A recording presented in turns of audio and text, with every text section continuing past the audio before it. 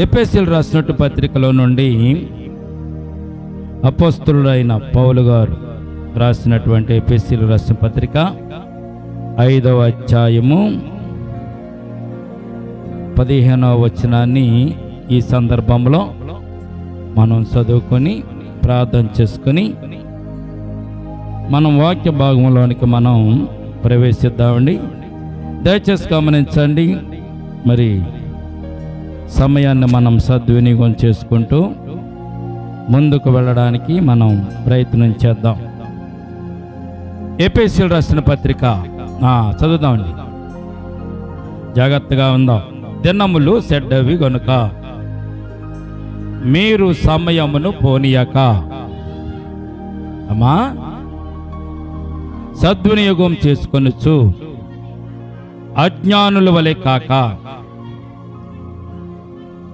జ్ఞానుల వలె నడుచుకొనున్నట్లు జాగ్రత్తగా చూసుకొనడి. చాలండి. చదివినటువంటి సహోదరుని దేవుడు దీవించుగాక. చిన్ని ప్రార్థన చేసుకుందాం. తల వంచండి, ప్రార్థనలు ఏకీభించండి. స్తోత్రమునైనా ప్రేమల తండ్రి, కృపల దేవందమనైనా గతించిన వారాలన్నీ కాపాడి భద్రపరిచారు, క్షేమమునిచ్చారు, ఆరోగ్యం ఇచ్చారు. మరొక సమయం మీ సన్నిధానంలో ఉండే భాగ్యం మాకు ఇచ్చినందుకు స్తోత్రాలు తండ్రి.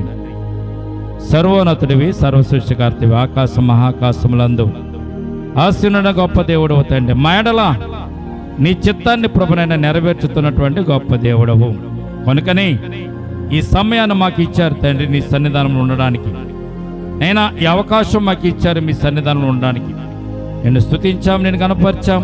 ఈ సమయం ముందు వాక్య భావంలోనికి వెళ్తుండగా చదవబడిన లేఖన భాగాన్ని విరిచి వడ్డించండి.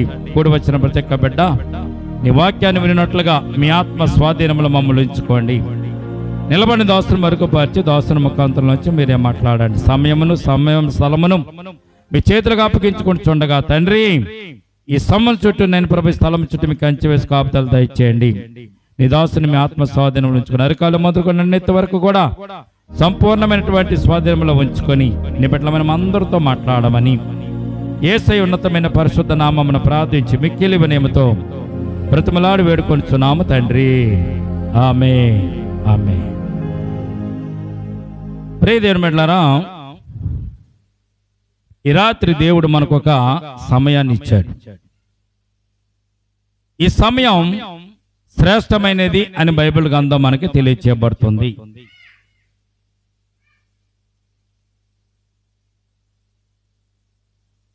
చదవబడినటువంటి వాక్య భాగంలో నుంచి ఎఫెసీయులు రాసిన పత్రిక 5వ అధ్యాయము 15వ వచనం మనం చూస్తే, దినములు చెడ్డవి గనుక మీరు సమయమును పోనీయక సద్వినియోగం చేసుకొనుచు, అజ్ఞానుల వలె కాక జ్ఞానుల వలె నడుచుకున్నట్లు జాగ్రత్త పడుడి. అపోస్తలుడైన పౌలు గారు ఎఫెసీయులు రాసినటువంటి సంఘంలో ఉన్నటువంటి ఎఫెసీ సంఘానికి రాసినటువంటి మాట ఇది. ఈ లోకంలో సమయం చాలా ప్రాముఖ్యమైనది. ఈ సమయం చాలా శ్రేష్టమైనదని కూడా బైబిల్ తెలియజేస్తుంది. దినములు చెడ్డవి అంటే ఏ దినాలు చెడ్డవో మనం విశ్లేషించడం కానీ, ఎందుకు అవి చెడ్డవైనవని వాటిని గురించి మనం తర్కించడం కానీ మనము చేయకూడదు. దినములు చెడ్డవని దేవుడు చెప్పాడు కనుక, చెడ్డవైన దినం వల్ల మనం జీవిస్తున్నాం కనుక చెడ్డవి కానటువంటి సమయాలు మనకు ఉన్నాయి. అదేంటంటే దేవునితో గడపడం, దేవుని వాక్యంతో గడపడం, దేవుని ప్రార్థనతో గడపడం అనేటి అంశాన్ని మనము జాగ్రత్తగా గమనించుకుని వాటి ద్వారా నడవాలని బైబిల్ గ్రంథం మనకి తెలియచేయబడుతుంది. మీరు సమయమును పోనీయక అంటే అర్థం ఏంటి? సమయమును పోనీయక అంటే అర్థం ఏంటో తెలుసండి.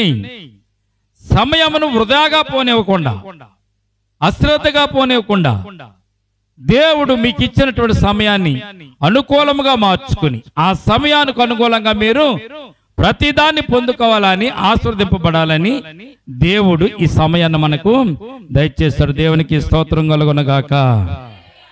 అట్టి దేవుడు ఇచ్చినటువంటి సమయాన్ని, దేవుడు ఏదైతే మనకు సమయాన్ని ఇచ్చాడో ఆ సమయాన్ని ఎవరైతే శ్రద్ధగా వాటిని అనుగుణంగా నడుచుకుంటారో, సమయాన్ని శ్రద్ధగా వాడుకుంటారో, ఆ సమయాన్ని వాడుకునే వారిని దేవుడు జ్ఞానులు అన్నారు. ఆ సమయాన్ని వృధా చేసేవారిని అజ్ఞానులు అన్నాడు దేవుడు. ఏమని చెప్పాడండి ఇక్కడ? అజ్ఞానుల వలె నడుచుకున్నట్టు, జ్ఞానుల వలె నడుచుకున్నట్లు, అజ్ఞానుల వలె కాక జ్ఞానుల వలె నడుచుకున్నట్లు జాగ్రత్తగా చూసుకొనడి. ఈ రాత్రి దేవుడు చెప్తున్నాడు, నువ్వు జ్ఞానురాలవైతే, జ్ఞానవంతురాలవైతే, చాలాసార్లు అందరితో మనం చెప్తా ఉంటా, నాకంటే తెలివితేటలు గలవాళ్ళు లేరు, నాకంటే జ్ఞానవంతులు లేరు, నాకంటే బాగా పనిచేసేవాళ్ళు లేరు అని చెప్తూ ఉంటాం కదా. మనం జ్ఞానవంతులు అని చెప్పుకుంటూ ఉంటాం కదా. నీవే నిజమైన జ్ఞానవంతుడు అయితే, జ్ఞానం కలిగిన వాడు అయితే, జ్ఞానం గల దానివైతే నువ్వు సమయాన్ని సద్వినియోగం చేసుకుంటావు, వృధాగా పోనివ్వవు అని బైబిల్ తెలియజేస్తుంది. ఎవరైతే సమయాన్ని వృధాగా పోనిస్తారో వారు అజ్ఞానుల కంటే ఇంకా దిగువ స్థాయిగా ఉన్నారని బైబిల్ గ్రంథం మనకి తెలియజేయబడుతుంది. దేవునికి స్తోత్రం కలుగునుగాక. కనుక ప్రియమైన బిడ్డలారా, సమయాన్ని సద్వినియోగం చేసుకుంటాం అంటే ఏమిటి?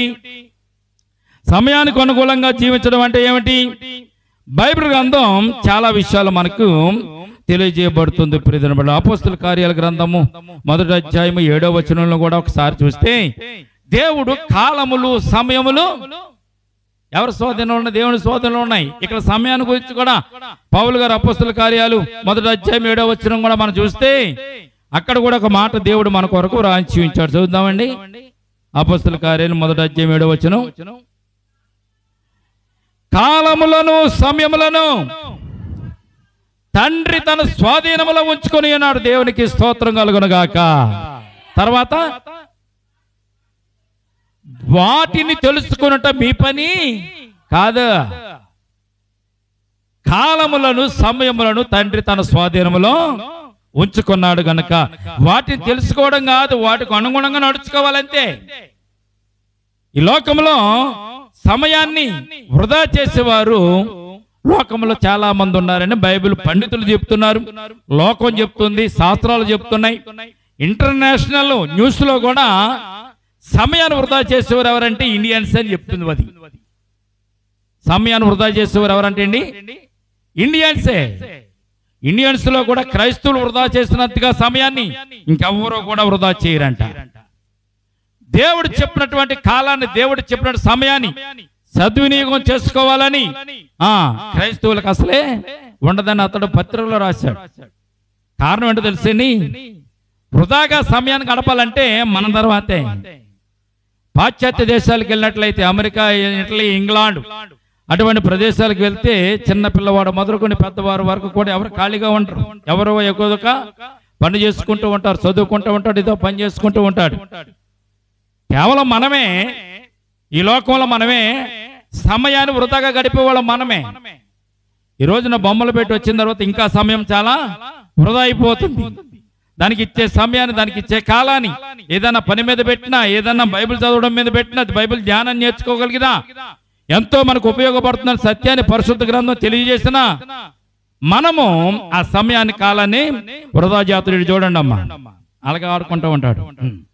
కనుక సమయాన్ని మనము వృధా చేసుకోకూడదని బైబిల్ మనకు తెలియజేస్తుంది. రెండవది, కాలములు సమయములు దేవుని స్వాధీనములో ఉన్నవి. దేవునికి స్తోత్రం కలుగునుగాక. దేవుడు మనకి కాలాన్ని, సమయాన్ని బహుమతిగా ఇచ్చాడు. ఎలాగిచ్చాడండి? నోరులు తెరవండి. దేవుడు కాలాన్ని, సమయాన్ని మనకి ఎలాగిచ్చాడు? బహుమతిగా ఇచ్చాడు.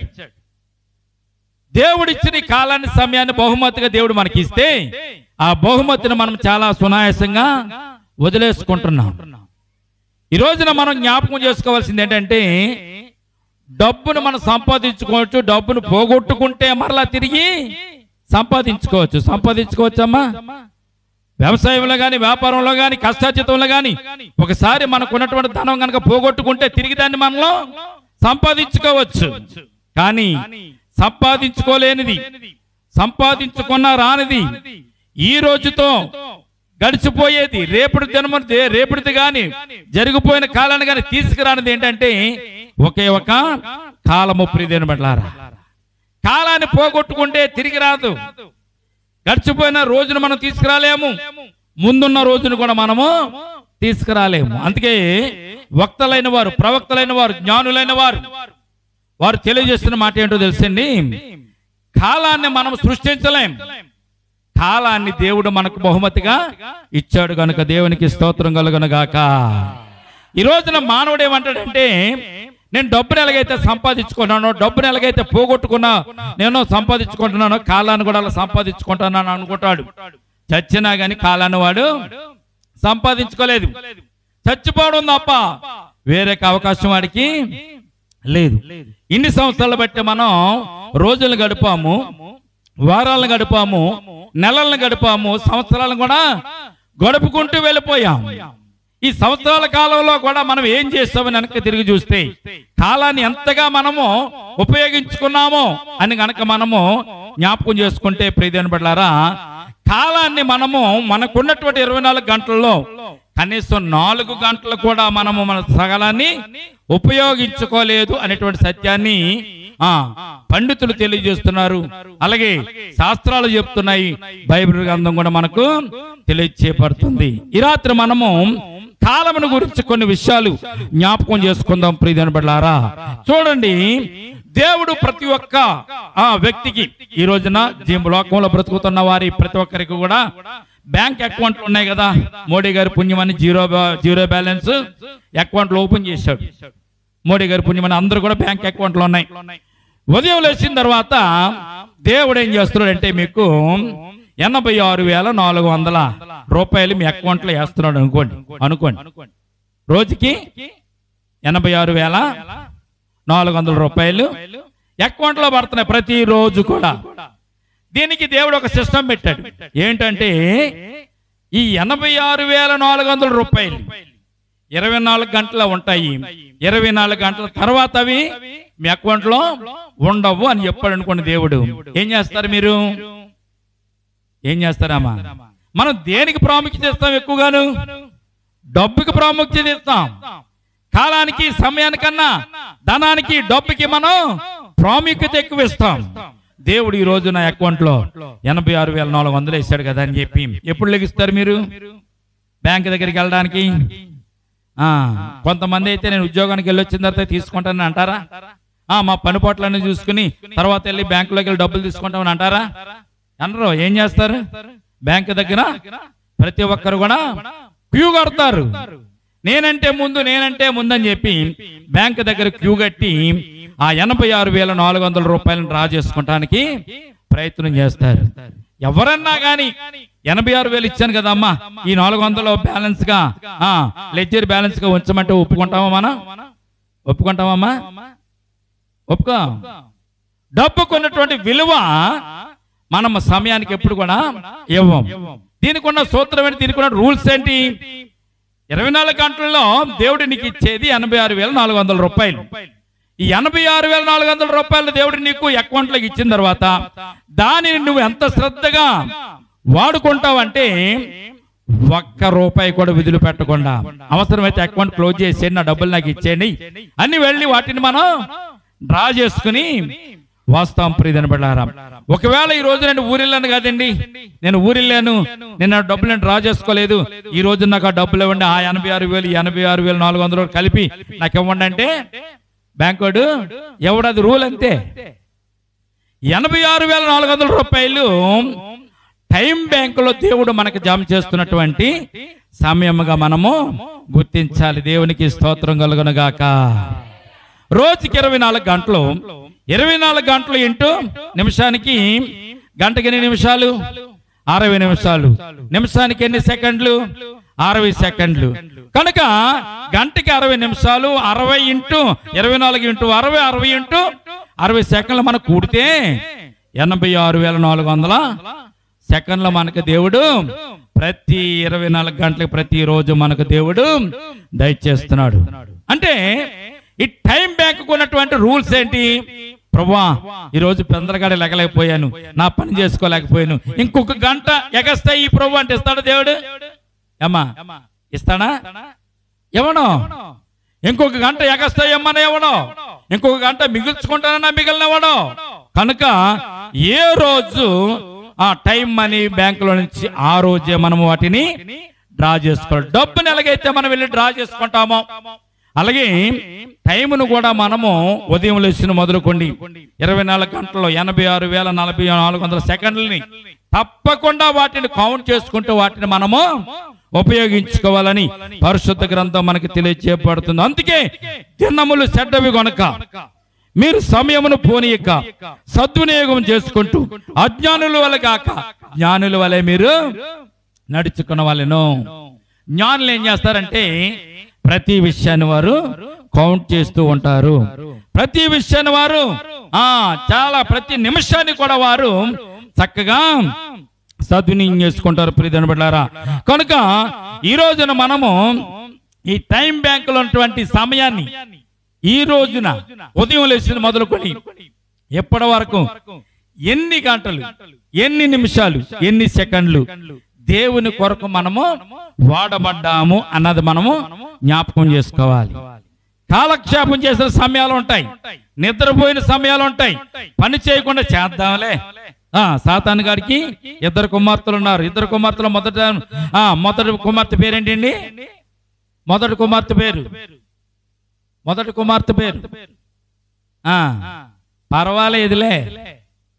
పర్వాలేదు అన్నామంటే అయిపోయినట్టే. మనం పర్వాలేదు తర్వాత చేద్దాం, రేపు చేద్దాం అన్నది 2వ కుమార్తె పేరు.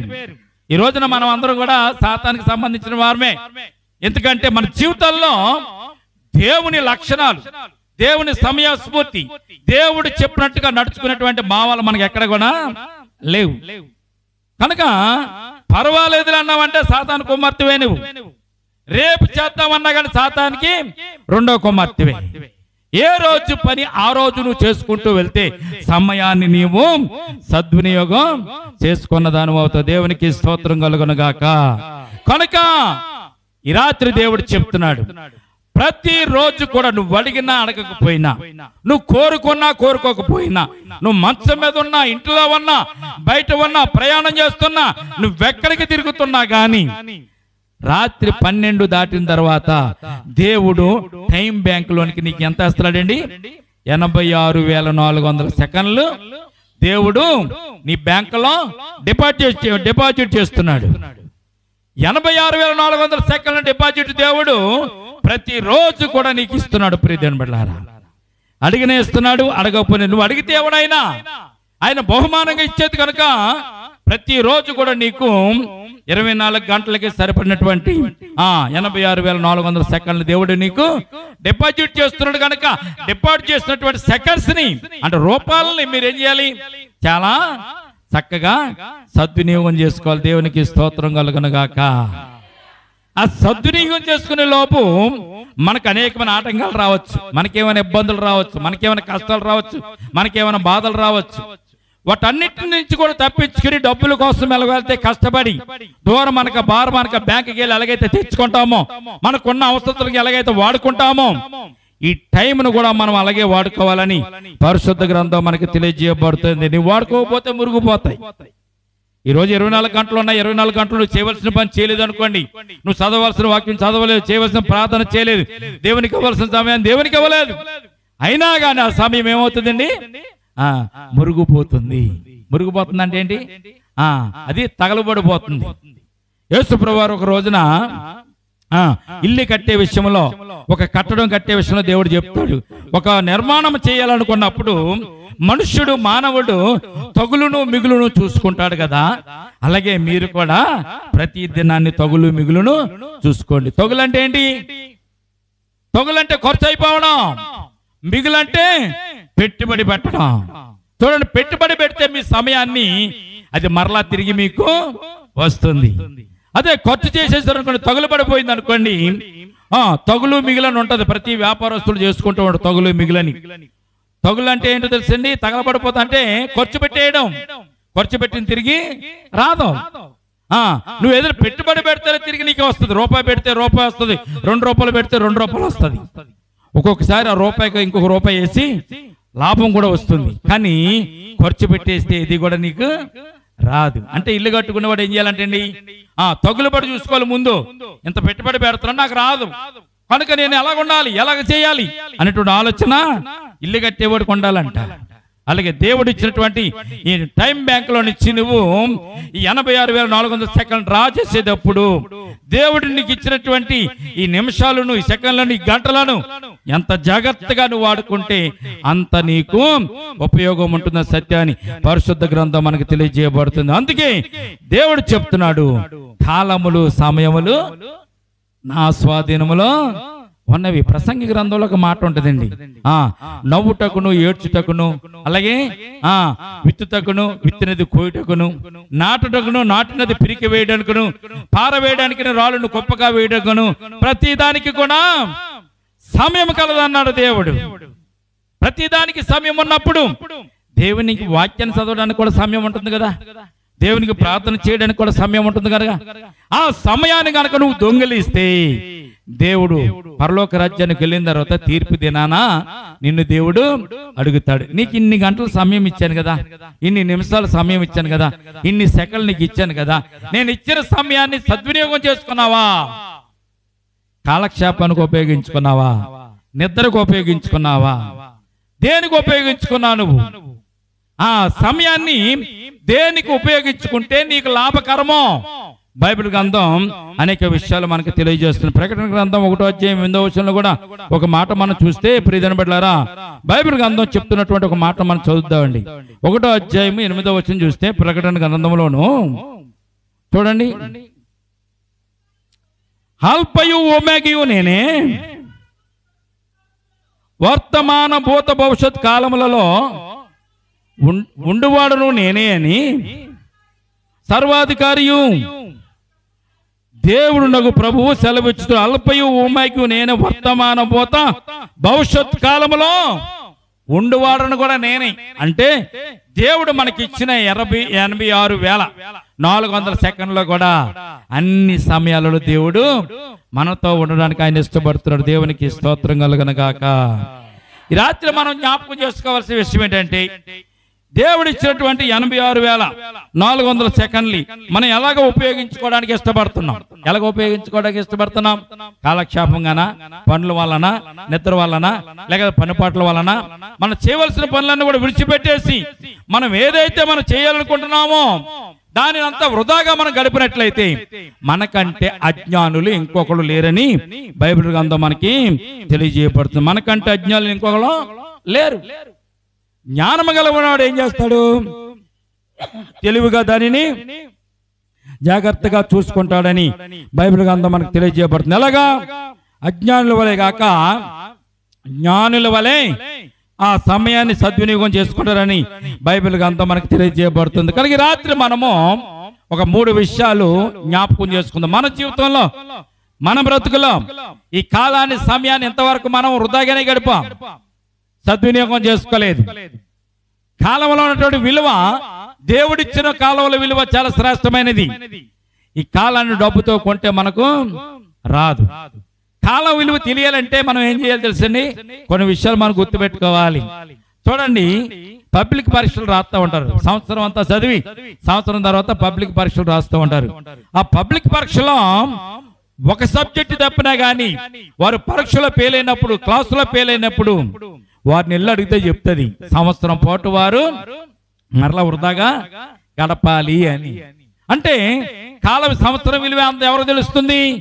ఆ పరీక్షలో తప్పి 2వ సంవత్సరానికి వెళ్ళాలంటే సంవత్సర కాలం పట్టిన తర్వాత మరలా వారు పాస్ అయ్యి వెళ్ళాలంటే సంవత్సర కాలం వృధా చేసినందుకు వారికి ఎంత బాధ కలుగుతుంది వారికి అర్థమవుతుంది. సంవత్సరం కాలం వృధా అవడం అంటే అది. నెల కాలం వృధా అవడం అంటే ఎవరిని అడిగితే తెలుస్తుంది మనకి? 9 నెలల్లో పూర్తి అవ్వకుండా 8వ నెలలో పుడతాడు చూసారా పిల్లోడు. పిల్లోడు పుట్టినప్పుడు తల్లి దగ్గరికి వెళ్ళి అడగాలి, అమ్మా నెల తక్కువ వాడు పుట్టాడు కదా, నీకు ఆడి గురించి ఎన్ని బాధలు పడ్డావంటే, ఏం బాధలండి, ఆడు కడుపులో ఉంటే బాగుండు, బయటకు వచ్చిన తర్వాత ఇంక్యుబేటర్లో పెట్టడం, హాస్పిటల్ తీసుకెళ్ళడం, 30 రోజులు అన్ని హాస్పిటల్లో పెట్టి బయటకు తీసుకురావడం, నాన్న తెప్పలు పడిపోయావని ఆ తల్లి చెప్తుంది. నెల విలువ తెలవాలంటే నెల తక్కువ పిల్లవాడిని కన్నటువంటి తల్లిని అడిగితే చెప్తూ ఉంటుంది. ప్రియమైన బిడ్డలారా, వారం రోజుల విలువ కూడా చాలా సార్లు కొన్ని వారాలు మనకి వారము పోతే మరలా వారం వచ్చేదాకా ఎన్నో మన బాధలు పడతాము.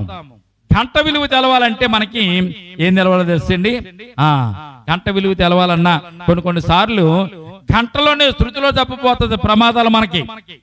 అలాగే నిమిషం విలువ కూడా తెలవాలంటే యాక్సిడెంట్ లో తప్పించుకుని ఒక్క సెకండ్లో ఒక్క నిమిషంలో రెప్పపాటులో బ్రతికిన వాడిని అడిగితే నిమిషం పాటు యొక్క విలువ వాడు చెప్తాడు.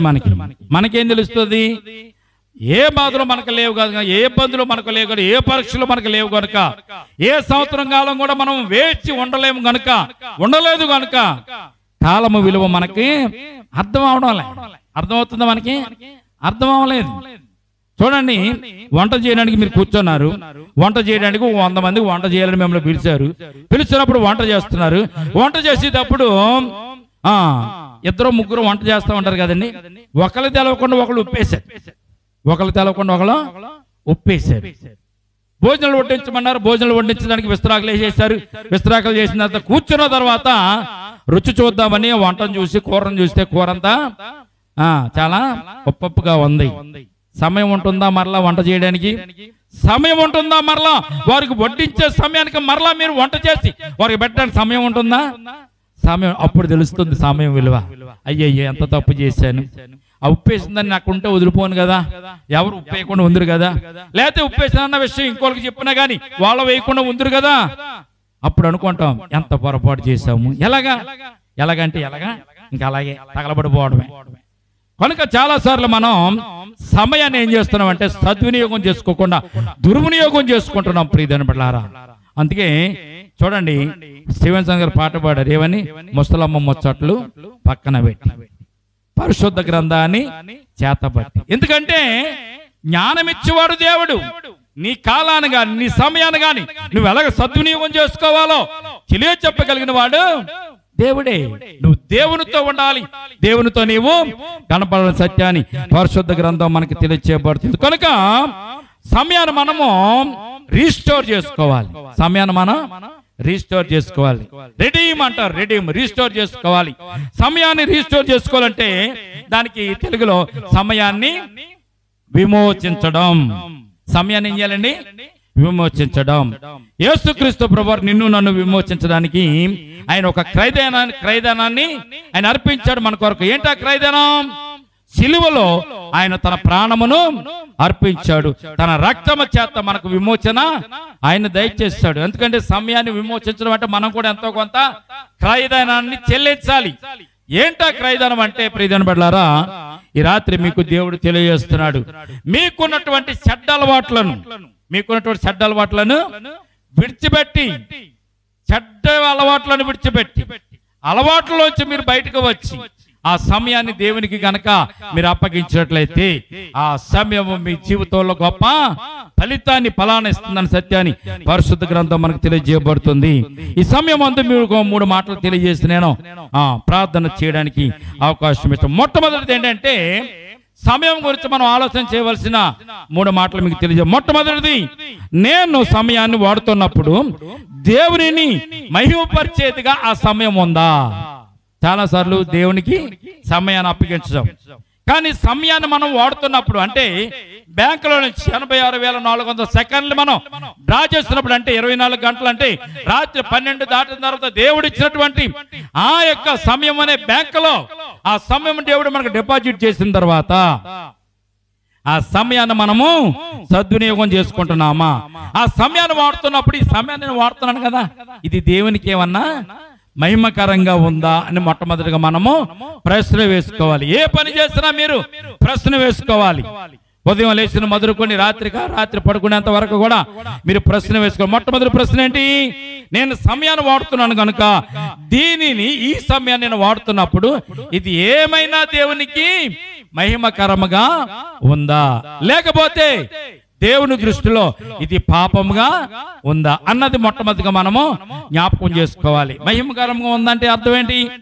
ఉదయం లేచిన తర్వాత మంచం దిగిన తర్వాత మీరు మొట్టమొదటిగా దేవునికి ప్రార్థన చేసి దేవునికి మొక్కుబడి చెల్లించుకొని, ప్రభువా ఈ రోజంతా నన్ను కాపాడు అని నువ్వు మంచం దిగినట్లయితే దేవునికి ప్రార్థన చేసినట్లయితే మొట్టమొదటి క్షణాలను దేవునికి నీవు అప్పగించినట్లే. అప్పటికే 8 అయిపోతుంది. ఉదయం అప్పటికే 8 అయిపోతుంది కదండి. 1 గంట కానించి ఒంటి గంట కానిచ్చి 6 వరకు పడుకునే వాళ్ళు కొంతమంది అయితే, 7 దాకా పడుకునే వాళ్ళు కొంతమంది, 8 వరకు పడుకునే వాళ్ళు కొంతమంది అయితే, ఉదయం 4 గంటలు లేచి మోకరించి ప్రార్థన చేసేవాళ్ళు అందులో కొంతమంది ఉంటారు. అందరినీ ఒకే తాటిని మనము కట్టకూడదు. దేవుడు ఇచ్చినటువంటి ఆ యొక్క టైం బ్యాంక్ లో ఇచ్చినటువంటి ఆ సమయాన్ని మొట్టమొదటికి ఎవరు దేవునికి ఇస్తున్నారు? దేవునికి ఇస్తే వారు ధన్యులు. నా సమయాన్ని నేను వాడుతున్నప్పుడు ఈ సమయము దేవునికి మహిమకరంగా ఉందని మొట్టమొదటిగా ప్రశ్న వేసుకోవాలి. రెండవది, నేను వెచ్చిస్తున్న సమయాన్ని ఇతరులకు ఆశీర్వాదకరంగా ఉందా? నేను ఖర్చు పెడుతున్న సమయం, నేను నడుస్తున్న సమయం, చూస్తున్న సమయం, మాట్లాడుతున్న సమయం, పలకరిస్తున్న సమయం ఇతరులకి ఏమైనా ఆశీర్వాదకరంగా ఉన్నదా? బైబిల్ గ్రంథం ఒక మాట చెప్పింది, మీరు లోకమునకు ఉప్పై ఉన్నారు అంది బైబిల్. రెండవ మాట, మీరు లోకమునకు వెలుగై ఉన్నారు అని చెప్తుంది. లోకమునకు మీరు ఉప్పై ఉన్నారు. ఎవరికి? స్నేహితులకి, బంధువులకి, మన చుట్టుపక్కల వాళ్ళకి, అమ్మకి, తల్లికి, నాన్నకి, చెల్లెళ్ళకు, అన్నయ్యలకు, చుట్టుపక్కల ఉన్నటువంటి స్నేహితులకు, బంధువులకు, అందరికీ కూడా మనం ఉప్పై ఉన్నాం. మన సమయాన్ని వారికి రుచికరమైనటువంటి మాటలు మనము అందించాలి. ఉప్పు అంటే ఏంటి? దేనికి సాదృశ్యం? కూరల్లో వేస్తే రుచి వస్తుంది కనుక రుచికరంగా ఉండేటువంటి మాటలు మనము ఇతరులకు అందించాలి. ఎప్పుడు? నేను వేస్తున్న సమయం ఇతరులకు ఆశీర్వాదకరంగా ఉందని ప్రశ్న వేసుకుని ఆశీర్వాదకరంగా ఉండేటట్టుగా మనం నడుచుకోవాలి. నువ్వు లోకానికి ఉప్పు అన్నాడు దేవుడు, నువ్వు లోకానికి వెలుగన్నాడు. అందుకే నీ సమయం అంతా కూడా వెలుగుగా ఇతరులకు ఉండేలాగా నీవు నడుచుకోవాలి. కొంతమంది మాటలు కలుపుకున్న తర్వాత, మాట్లాడుకున్న తర్వాత పీకలు కోసుకునే గొడవలు కూడా వస్తూ ఉంటాయి. ఒకరి మధ్య ఒకరు మాట్లాడుకున్న చెప్పి బాగా ఉంటుంది. వారు మాట్లాడుకుంటూ అయిపోయిన తర్వాత, గొడవలు స్టార్ట్ అయిన తర్వాత వారికి వీరికి భేదం వస్తే కుటుంబాలు నాశనం అయిపోతూ ఉంటాయి. అది మంచి పద్ధత అని మనం ఆలోచన చేస్తే మంచి పద్ధతి కాదని బైబిల్ తెలియజేస్తుంది. కనుక నీ సమయాన్ని దేవునికి మహిమకరంగా ఉందా లేదా, నీ కుటుంబీకులకు మహిమకరంగా ఆశీర్వాదకరంగా ఉందా లేదా, నీ పక్క వారికి ఆశీర్వాదకరంగా ఉందా లేదా అని చూసి ఆచితూచి నువ్వు మాట్లాడాలి. నీ ప్రవర్తనలు ఉండాలి. నీ మాటల్లో అంత రుచికరమైనటువంటి మాటలు ఉండాలి, కానీ చెడ్డ మాటలు కానీ, తగులు తెచ్చేటువంటి మాటలు కానీ ఉండకూడదని పరిశుద్ధ గ్రంథం మనకు తెలియజేస్తుంది. నువ్వు ఏ సమయాన్ని ఉపయోగించినా, వాడుకుంటున్నా నీ కుటుంబానికి మేలుకరంగా ఉండాలి, నీకు మేలుకరంగా ఉండాలి, నీ బంధువులకి మేలుకరంగా ఉండాలి, అలాగే దేవుని యొక్క ఆశీర్వాదాలు పొందేదిగా ఉండాలని సత్యాన్ని పరిశుద్ధ గ్రంథం మనకు తెలియజేయబడుతుంది. కాకరిగా మనం మూడో మాట చూసినట్లయితే, ఆ సమయాన్ని నన్నేమైనా ఆశీర్వాదకరంగా మారుస్తుందా? నీవు ఖర్చు పెడుతున్న సమయంలో చూడండి, చాలా మంది డబ్బులు ఖర్చు పెట్టేటప్పుడు ఆచి చూసి ఖర్చు పెడుతూ ఉంటారు. కొంతమంది అయితే లేనిపోని కనపడ్డాయి అన్ని కూడా కొనుక్కు తెచ్చుకుంటూ ఉంటారు. ఎవరన్నా మీకు 1,00,000 రూపాయలు ఇచ్చి సాయంత్రం లోపు మీకు ఖర్చు పెట్టేమంటే మీరు ఏం చేస్తారు? ఏమా, 1,00,000 రూపాయలు మీకు ఇచ్చారు, అప్పటి వరకు మీ దగ్గర 10,000 కూడా లేవు, 5,000 కూడా లేవు, 1,000 కూడా లేవనుకున్నప్పుడు మీరు ఏం చేస్తారు? 1,00,000 రూపాయలు ఇచ్చి సాయంత్రం 6 లోపు ఖర్చు పెట్టేయాలమ్మా, లేకపోతే డబ్బులు తీసేసుకుంటాను అన్నారు అనుకో, ఏం చేస్తారు? మీరేం చేస్తారు తెలుసా? అవసరమైన ఒక 10% కొంటే అనవసరమైన 90% కొంటారు. కారణం ఏంటో తెలుసండి? ఏది అవసరమో నీకు తెలియదు, కానీ మిగిలిపోతే డబ్బులు అటు పట్టుకుపోతాడు అంతే. మిగిలిపోతే వాడు పట్టుకెళ్ళిపోతాడు. వాడు పట్టుకెళ్ళడం ఏంటి? ఉన్నది లేనిపోయింది, అవసరం లేని అని కూడా కొనేద్దాం అని మీరేం చేస్తారు? అవసరం లేని కూడా కొంటా ఉంటారు. కొంతమంది షాపింగ్కి వెళ్తూ ఉంటారు, షాపింగ్ మాల్కి వెళ్తూ ఉంటారు. అక్కడ అవసరం ఉన్న అవసరం లేకపోతే ఏది చూస్తే కంటికి ఏది ఇంపుగా కనబడితే వాటిని తీసుకొచ్చి ఎక్కడ పెడతారు తెలుసా? సెల్ఫ్ల్లోను, అటుకుల మీద. ఆడవాళ్ళ ఇళ్లలో కుండలు ఉంటాయి, గిన్నెలు ఉంటాయి, చెంబులు ఉంటాయి, తెప్పాలు ఉంటాయి, గ్లాసులు ఉంటాయి, స్పూన్లు ఉంటాయి. అవి అన్ని కూడా అవసరం వస్తాయని కొనుక్కున్నాయి కాదు, రేపటి దినాన్ని మనకు ఉపయోగపడుతుంది అని చెప్పి తీసుకొచ్చి ఇంటి నిండా ఏం చేస్తారండి? బరువు పెట్టుకుంటూ ఉంటారు. అవసరం ఉన్నప్పుడు కొనుక్కోవచ్చు కదా అంటే, అమ్మో అప్పుడు డబ్బులు ఉండొచ్చు ఉండకపోవచ్చు. అనవసరమైనటువంటి విషయాల్లో చాలా మంది మనం ఖర్చు పెడుతూ ఉంటాం. అలాగే బైబిల్ తెలియజేస్తుంది, టైం అనే బ్యాంకులో ఉన్నటువంటి డబ్బులను కూడా, ఈ నిమిషాలు గంటలు అనేటువంటి డబ్బులను కూడా మనం అలాగే అనవసరంగా వృధాగా ఈ ₹1,00,000 సరుకుల్లో 10,000 నీకు ఒక 10% నీకు ఉపయోగపడి కొంట ఇంటికి సంబంధించిన సామాను కానీ కూరగాయలు కానీ ఉప్పు పప్పు కానీ ఈ కొనుక్కోగలుగుతాం. కానీ మిగిలిన కూడా అర్థమైన చేత్తంతా చీరలు అవసరం లేదు చీరలు కొంటాం, ఏసీ అవసరం లేదు ఏసీ కొంటాం, ఫ్రిడ్జ్ అవసరం లేదు ఫ్రిడ్జ్ కొంటాం. ఇలాగా అనేకమైన కొనుక్కొచ్చి ఇంట్లో పెట్టుకుంటాం. తర్వాత వాటికి వచ్చే తిప్పలే తర్వాత విషయం. కనుక సద్వినియోగం చేసుకోవడం అంటే అర్థం ఏంటో తెలిసింది. నీకేదైతే ఉపయోగకరంగా మంచిగా ఉంటుందో ఆ సమయాన్ని నీవు చక్కగా ఉపయోగించుకోవాలి. మొట్టమొదటి ఏంటి? సమయాన్ని వాడుతున్నప్పుడు ఇది దేవునికి మహిమకరంగా ఉందా లేదా మొట్టమొదటిగా నువ్వు ప్రశ్న వేసుకుని ఉదయం లేచిన మొదలుకొని సాయంత్రం వరకు కూడా ఈ ప్రశ్నను జ్ఞాపకం చేసుకుంటే ఇది మహిమకరంగా ఉందా దేవునికి లేదా? నేను అనవసరంగా ఆటపాటలతో గడుపుతున్నానా, ఈ బొమ్మల పెట్టితో గడుపుతున్నానా, ఈ లోకతులతో గడుపుతున్నానా, సినిమాలు చూస్తున్నానా, సీరియల్ చూస్తున్నానా, దేనికి నా సమయాన్ని వెచ్చిస్తున్నాను? దాంట్లో ఏదైనా మంచిది ఉంటే పర్లే, చెడ్డదుంటే మాత్రం దేవుడు నిన్ను తీర్పు దినాన తప్పకుండా నేను శిక్షిస్తాడు. మొట్టమొదటి. రెండవది, నేను వెచ్చిస్తున్న సమయం నా ఇతరులకు కానీ, నా కుటుంబానికి కానీ, నా స్నేహితులకు కానీ, నా బిడ్డలకు కానీ, నా బంధువులకు కానీ ఏమైనా ఉపయోగపడుతుందా? ఉపయోగపడకపోతే ఆ సమయమును వాడే సమయం కూడా వృధా అని బైబిల్ తెలియజేస్తుంది. మూడవది, అది నన్ను ఏమైనా ఆశీర్వదిస్తుందా? ఈ సమయాన్ని వాడుతున్నాను కదా. చాలా మంది ఉదయం కాల సమయం లేచి కష్టపడతారండి. కోతులు తవ్వేవాళ్ళు, పైప్ లైన్లు వేసేవాళ్ళు, రోడ్డు పక్కన తవ్వుకుంటే వాళ్ళు పొద్దున్న 4 గంటలు ఇస్తారు. వారు పనికి వారు వస్తారు. వారి సమయాన్ని వారు చక్కగా ఉపయోగించుకుంటున్నారు. దానివల్ల వారు లాభాన్ని పొందుకుంటున్నారు. నువ్వేం చేస్తున్నావు? మంచం నుంచి కిందకు దిగో, దేవుని వాక్యాన్ని చదవో, దేవుని వాక్యానికి ప్రాధాన్యతనివ్వో, దేవునికి సన్నిధానంలో ప్రార్థన చేయడానికి నువ్వు అసలు ఇష్టపడవు. దేవుడు ఇచ్చిన సమయాన్ని ఇంత వృధాగా నువ్వు గడుపుతుంటే రేపొద్దున దేవుడు తీర్పు దిన నిన్ను అడుగుతాడా? తీర్పు దినని అడుగుతాడు దేవుడు. ఇతరుల కోసం నువ్వు ప్రార్థన చేస్తావా? నశించిపోతున్న వారి కొరకు ప్రార్థన చేస్తావా? రక్షింపబడిన వారి కొరకు ప్రార్థన చేస్తావా? నరకానికి వెళ్తున్న వారి కొరకు నువ్వు ప్రార్థన చేస్తావా? నీకు ఇచ్చిన సమయాన్ని నువ్వు ఎందుకు వృధా చేస్తావని దేవుడు తీర్పు దినాన్ని నిన్ను నన్ను కూడా అడుగుతాడు. అడిగినప్పుడు ఏం సమాధానం చెప్తా? ప్రభా, తప్పు అయిపోయింది కానీ మరలా నన్ను కిందకు పంపించు. ఈసారి మాత్రం ప్రతి సమయాన్ని, ప్రతి క్షణాన్ని కూడా, ప్రతి నిమిషాన్ని కూడా నేను ప్రార్థనలో గడిపి మరలా నేను పైకి వస్తాను అంటావా? వెంటనే దేవుడు అంటాడు, మిమ్మల్ని నేను వెరగను. వారు తలుపులు మూయబడిన తర్వాత, వారు బయటకు తోయబడిన తర్వాత చూడండి, లాజరు పరలోక రాజ్యం దేవుని కుడిపార్శ్వంకి వెళ్ళాడు. ధనవంతుడు ఎక్కడికి వెళ్ళాడు? నరకంలోకి వెళ్ళి అతన పడుతున్నాడు. దేవుడు ఇచ్చిన సమయాన్ని మనం వృధాగా గనక ఖర్చు పెట్టినట్లయితే ఆ ఖర్చుకు దేవుడు నిన్ను లెక్క అడుగుతాడు.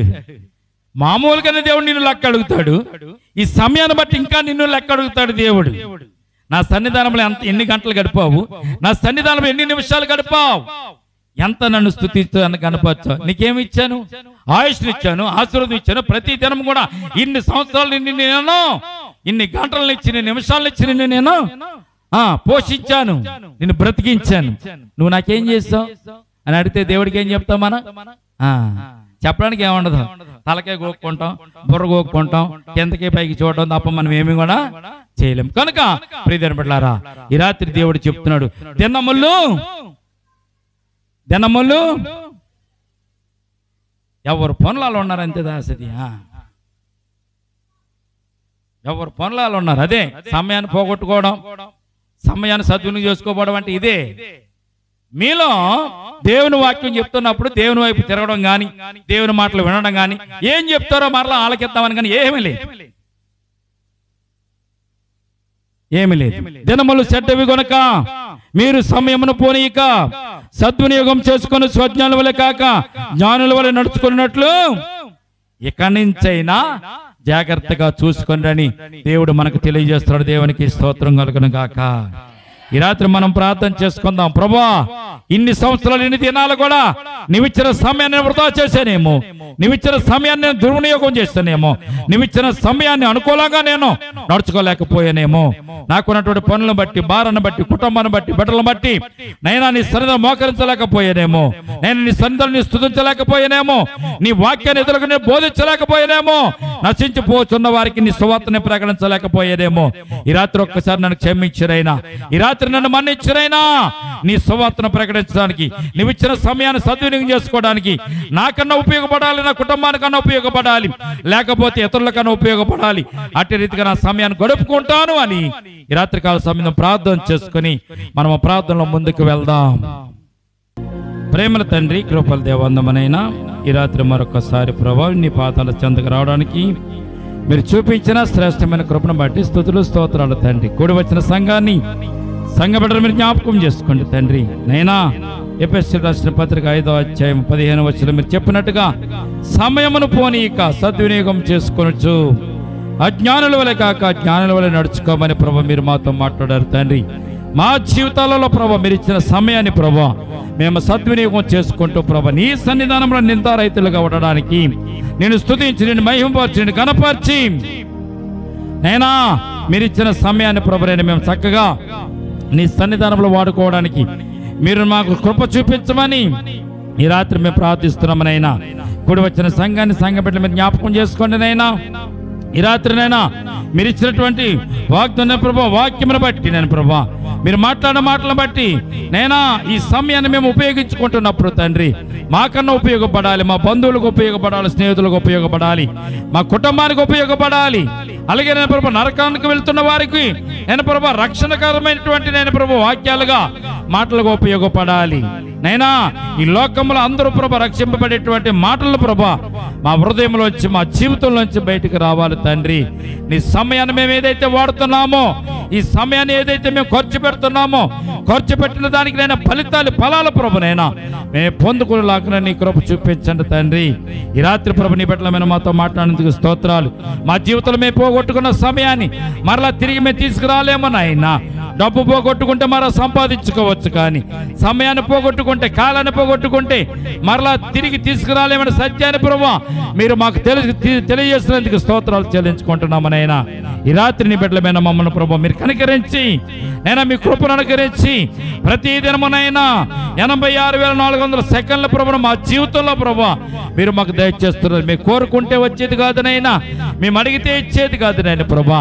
మేము కోరుకోకపోయినా అడగకపోయినా ప్రభా ప్రతి దినము మాకు నైనా ప్రభా మీరు అట్టి క్షణాలను, నిమిషాలను, గంటలను మాకు ఇస్తున్నందుకే స్తోత్రాలు తండ్రి. ఇన్ని సంవత్సరాలు కూడా ప్రభా ఎడతెగకుండా ప్రభు మాకు సమయాన్ని కేటాయిస్తూ మాకు సమయాన్ని దయచేసిన గొప్ప దేవా నీకే స్తుతులు స్తోత్రాలు తండ్రి. రాత్రి మేము జ్ఞాపకం చేసుకుంటున్నాం తండ్రి. మాకు మీరు ఇచ్చిన సమయంలో ప్రభా ఎంతవరకు మిమ్మల్ని స్తుతించాం, ఎంతవరకు మిమ్మల్ని గణపరిచాం, ఎంతవరకు నీ సన్నిధిని మోకరించి ప్రార్థించాం, ఎంతమంది భవిష్యత్తు కొరకు, ఎంతమంది రక్షణ కొరకునైనా ప్రభు మేము అంగలార్చామో ఈ రాత్రి ప్రభునైనా మేము తెలుసుకోవడానికి, మేము గ్రహించుకోవడానికి, విమర్శలు చేసుకోవడానికి నైనా నీ కృప చూపించండి తండ్రి. నైనా తీర్పు దినను మమ్మల్ని అడిగితే నైనా మేమేం సమాధానం చెప్పగలుగుతాము తండ్రి. నైనా తీర్పులో మమ్మల్ని నిలబెట్టి నైనా ప్రతి విషయం గురించి అడిగేటట్టు గొప్ప దేవుడు తండ్రి. మాకిచ్చిన కాలాన్ని బట్టి, సమయాన్ని బట్టి, గంటలను బట్టి, నిమిషాలను బట్టి, సెకండ్ల బట్టి కూడా ప్రభువా నీకు ఇంత సమయాన్ని ఇస్తే నువ్వేం చేస్తావు? భూమి మీద నా సువార్తను ప్రకటించకుండా, భూమి మీద నీకు ఇచ్చిన రక్షణను ఇతరులకు సాక్షి రూపంలో తెలియచేయకుండా నువ్వేం చేస్తావని అడిగినప్పుడు మేమేం చెప్పగలుగుతామనైనా. ఈ రాత్రి నేను ప్రభా, ఈ రాత్రి నీ బిడ్డలను మమ్మల్ని అందరూ కూడా క్షమించండి. రేపటి దినమనిచ్చినైనా ప్రభా మా సమయాన్ని చక్కగా సద్వినియోగం చేసుకుంటూనైనా ప్రభా నీకు మహిమకరముగా, నీ సన్నిధానంలో ఆశీర్వాదకరముగా మా జీవితాలు నడుపుకోవడానికి నీ కృప చూపించండి. ఎవరికి ఏదైతే చేతి పని ఇచ్చారు, ఎవరికి ఏదైతే ఉద్యోగాన్ని ఇచ్చారు, ఎవరికి ఏదైతే వ్యాపారాన్ని ఇచ్చారో ఆ వ్యాపారంలో, చేతి పనుల్లో, ఉద్యోగాల్లో ప్రభా నేను వారి కాలాన్ని సంపూర్ణం చేసుకుంటూ సమృద్ధిగా వాడుకుంటూ నేను వారు లాభాలు పొందడానికి, ఆశీర్వాదం పొందడానికి, మరి ముఖ్యమైన నీ సన్నిధానంలో ప్రభు ప్రార్థించుకోవడానికి, నీ సన్నిధానంలో ప్రభు నిన్ను స్తుతించడానికి, మహిమపరచడానికి నైనా ఆ సమయాలను వెచ్చించడానికి నీ కృప చూపించండి.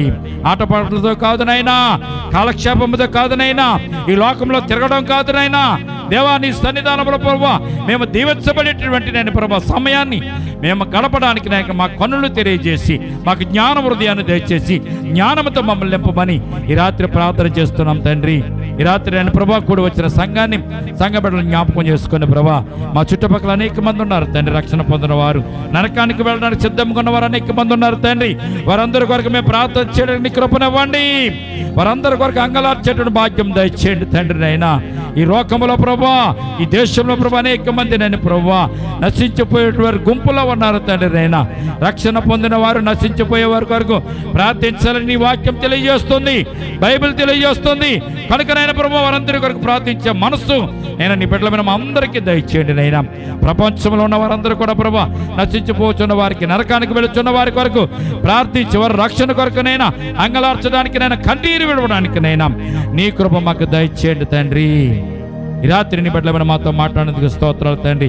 మీరు ఇచ్చిన సమయాన్ని సద్వినియోగం చేసుకుంటూ మీరు ఇచ్చిన సమయాన్ని ప్రభు నీ మహిమార్థమే ఆశీర్వాదాల కొరకు మేము ఉపయోగించుకున్నట్లుగా నీ బిడ్డల మీద మా అందరి మీద మీరు కనికరం చూపించి ఇక ప్రభు రేపటి దినం నుంచి అటు రీతిగా మా సమయాన్ని మా కాలాన్ని కూడా ప్రభునైనా మేము సద్వినియోగం చేసుకుంటూ నేను ప్రభు అజ్ఞానుల కాక జ్ఞానుల నడుచుకునే భాగ్యాన్ని నీ బిడ్డల మనం అందరికీ దయచేయమని ఎంతవరకు నైనా మాతో ఉండి మమ్మల్ని నడిపించి మా ప్రార్థనలకు ఇచ్చినందుకు స్తోత్రాలు చెల్లించుకోండి. రేపటి దినం మరలా ఇటు రీతిగా కూడుకుని స్తుతించిన కనపరిచే భాగ్యం మాకు దయచేదురుగా కానీ యేసయ్య ఉన్నతమైన పరిశుద్ధ నామమున ప్రార్థించి మిక్కిలి వినయముతో బ్రతిమాలి వేడుకొనుచున్నాము తండ్రి. ఆమేన్.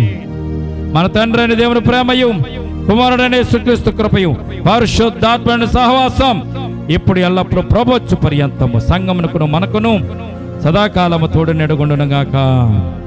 ఆమేన్. యేసు రక్తమే చెం ప్రవేశ రక్తమే చెం యేసు నామమున సంపూర్ణ విజయం కలుగునుగాక. ఆమేన్. ఆమేన్.